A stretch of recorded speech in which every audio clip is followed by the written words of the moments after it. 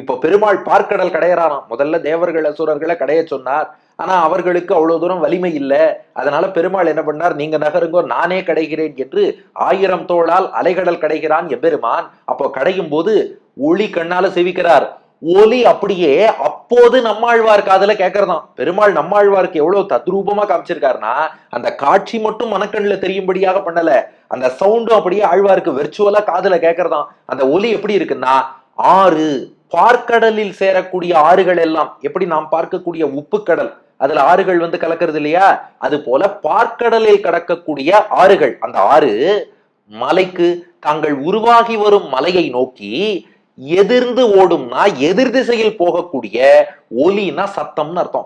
ஆறுகள் பார்க்கடல்ல இருந்து மலையை நோக்கி எதிர் திசையில போய் மோதக்கூடிய சத்தம்ங்கிறார். கடலில் உள்ள நீர்மட்டம் உயர்ந்ததாலே ஆறு பார்க்கடல்ல வந்து சேரக்கூடிய ஆறுகள் எல்லாம் பாலாறுகள் போலவும் இருக்கலாம், நீராறுகளாகவும் இருக்கலாம். பால்லையே தான் தண்ணி எல்லாம் கலக்கிறாங்களே, அப்படிப்பட்ட ஆறுகள் எல்லாம் மலைக்கு தாங்கள் உருவான மலையை நோக்கியே எதிர்ந்து ஓடும், எதிர் திசையில ஓடி போய் ஒலி அப்படி மலையில போய் மோதறதான்.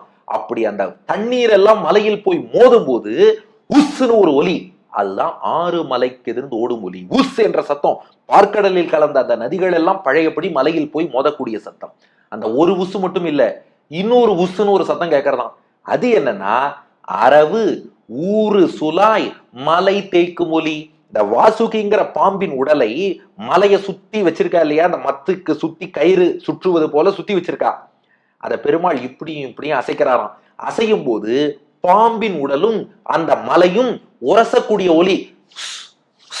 உஸ், பாம்பே உசு உசுன்னு தான் சொல்லுவோம். அதோட உடம்பும் மலையும் உரசும் போது அப்போ ஒரு உஸ் உஸ், அதுதான் அரவு. அரவுன்னா பாம்புன்னு அர்த்தம். ஊரு அப்படின்னா உடம்புன்னு அர்த்தம். சுலாய்னா சுற்றின்னு அர்த்தம். அரவு ஊரு சுலாய்னா அரவமாகிய பாம்பினுடைய ஊரு என்ற உடம்பை சுலாய் மலையை சுற்றி வைத்திருப்பதால் கடையும் போது மலை தேய்க்கும், மலையோடு அது உரசுகின்ற தேய்கின்ற ஒலி, அந்த சத்தம். அது ஒரு உசு உசுன்னு கேட்கறது. இந்த பக்கம் கடல் போய் மலை, கடலில் இருந்து நீர் போய் ஆறு வழியாக மலையில் மோத அது ஒரு உசு. இந்த பக்கம் பாம்பை மலையை சுற்றி சுத்தி வைக்க மந்தர மலையில் சுற்றப்பட்ட வாசுகிங்கிற பாம்பு அது அப்படியே சுத்தி சுத்தி உரச உசு உசுன்னு ஒரு ஒலி. மூணாவதா ஒரு உசு கேட்டுதான். அது என்னன்னா,